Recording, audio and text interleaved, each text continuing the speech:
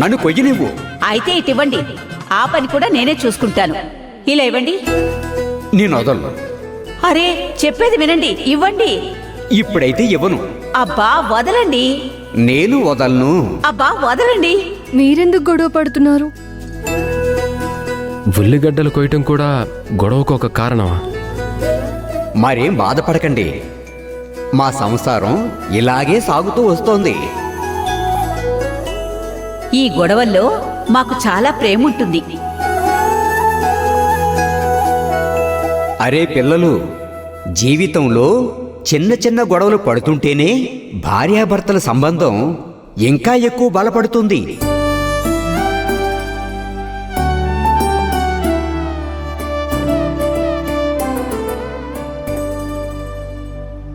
బుర్ర మీద చేయి పడితేనే కదా అందులో ఉన్న తాళం బయటపడేది.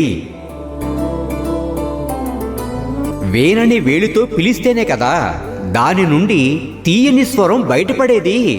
మేమిద్దరం ప్రతిరోజు గొడవ పడతాం, మళ్ళీ ప్రతిరోజు ప్రేమించుకుంటాం.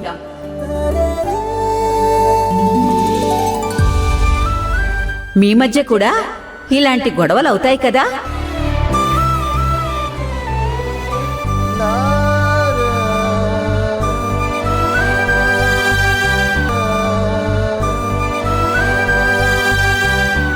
మీకు తెలియనట్టుంది, గొడవలే భార్యాభర్తల ప్రేమకు పునాదులు అంటారు.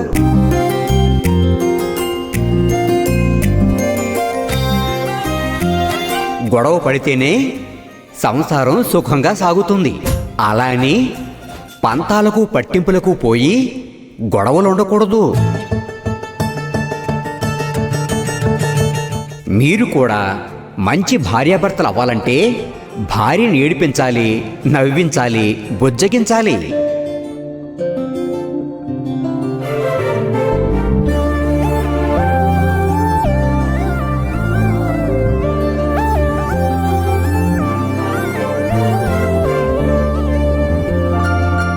చూడండి, సుఖదుఖాల కలయిక తోడుగా ఉండే వాళ్ళలో ఒక ప్రేమనే చూడకూడదు. వాళ్ళ కోపం, ఆవేశం, వాళ్ళలో ఉన్న దుఃఖాన్ని కూడా చూడగలగాలి. అప్పుడే వాళ్ళలో ఉన్న ప్రేమ పొంగిపోతుంది. మీరు చెప్పండి, అప్పుడప్పుడు మీకు కూడా గొడవలు జరుగుతాయా లేదా?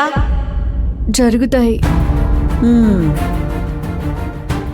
నిజమే, మా మధ్య అప్పుడప్పుడు గొడవలు జరుగుతాయి.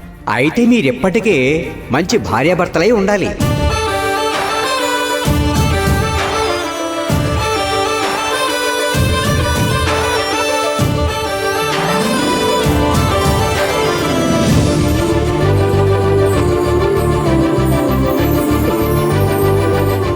అయ్యో ఆగండి.